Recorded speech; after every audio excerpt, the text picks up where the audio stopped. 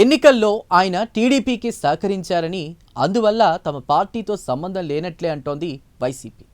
అదేం లేదు, మా పార్టీతో ఆయనకు సంబంధం లేనే లేదంటోంది అధికార టీడీపీ. ఇంతకీ ఆయన ఎవరు, ఏ పార్టీలో ఉన్నట్లు? Let us watch the story.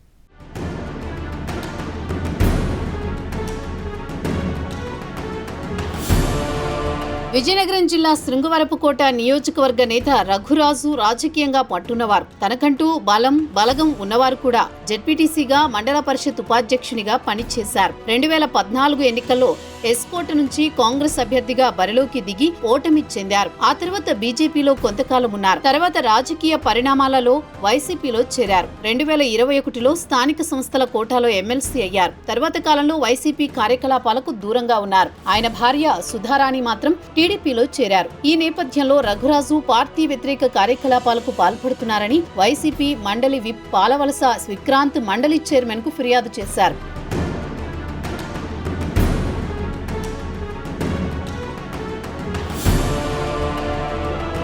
దీంతో 2023లో మండలి చైర్మన్ ఇందుకూరి రఘురాజుపై అనర్హత వేటు వేశారు. అనర్హత వేటుపై రఘురాజు హైకోర్టును ఆశ్రయించగా అనర్హత వేటు చెల్లదని, తిరిగి ఎమ్మెల్సీగా రఘురాజు కొనసాగేలా ఆర్డర్ ఇవ్వడం జరిగింది. అప్పటి నుంచి రఘురాజు అధికారిక కార్యక్రమాల్లో పాల్గొంటున్నారు. అయితే వైసీపీ అనర్హత వేటు వేసినా తానిప్పటికీ వైసీపీ నాయకుడిని అంటున్నారు రఘురాజు.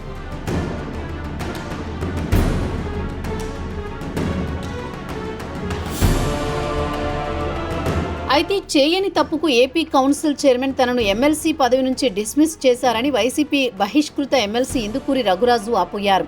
విజయనగరంలో శుక్రవారం ఆయన మీడియాతో మాట్లాడుతూ కౌన్సిల్ చైర్మన్ నిర్ణయంపై న్యాయ పోరాటం చేస్తానని ప్రకటించారు. కక్ష సాధింపు చర్యల్లో భాగంగానే తనను శాసన మండలి నుంచి డిస్మిస్ చేశారని ఆరోపించారు. అలాగే కౌంటింగ్ ముందు రోజు 4వ నోటీసు ఇచ్చి డిస్మిస్ చేశారు. షెడ్యూల్ 10 కింద డిస్మిస్ చేసినట్టు నోటీసులు ఇచ్చారు. పార్టీ ఫిరాయింపుల చట్టం కింద నేనేమీ పార్టీకి వ్యతిరేకంగా పని చేయలేదు. తన భార్య టీడీపీలో చేరారని, టీడీపీ వాళ్లతో తాను టచ్ లో ఉన్నానని కారణాలు చూపి సస్పెండ్ చేశారని ఆవేదన వ్యక్తం చేశారు. గతంలో ఇలాంటి కారణం చూపి ఎవరిని డిస్మిస్ చేసిన దాఖలాలు లేవన్నారు. 4 సార్లు నోటీసులు ఇచ్చారని తెలిపారు. అనారోగ్య కారణాల వల్ల సమయం కోరాను కానీ అవకాశం ఇవ్వలేదని వెల్లడించారు. రాజ్యాంగానికి తూట్లు పొడిచారు. తనపై కక్ష సాధింపు చర్యలకు పాల్పడ్డారని ఇందుకూరి రఘురాజు ఆందోళన వ్యక్తం చేశారు.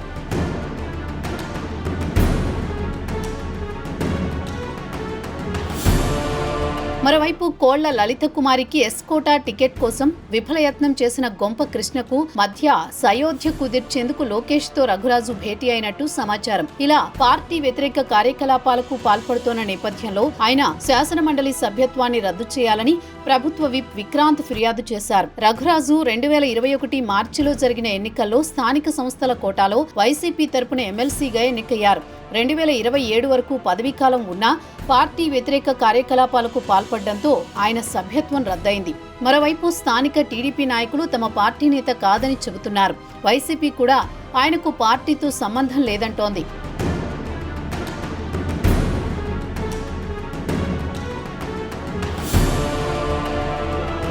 ఇందుకు రఘురాజు ఏ పార్టీలో ఉన్నారని స్థానిక ప్రజలు చర్చించుకుంటున్నారు. కాగా ఎస్కోటకు చెందిన రఘురాజు వైసీపీ నుంచి 2021లో ఎమ్మెల్సీగా ఎన్నికయ్యారు. ఆ తర్వాత ఆయన సస్పెన్షన్ కు గురయ్యారు. మొన్నటి ఎన్నికల్లో టీడీపీకి అనుకూలంగా పనిచేశారని టాక్. దీంతో టీడీపీ, వైసీపీ రఘురాజు మా పార్టీ కాదంటే మా పార్టీ కాదంటున్నారు. మరి దీనిపై ఆయన క్లారిటీ ఇస్తారో లేదో వేచి చూడాల్సిందే.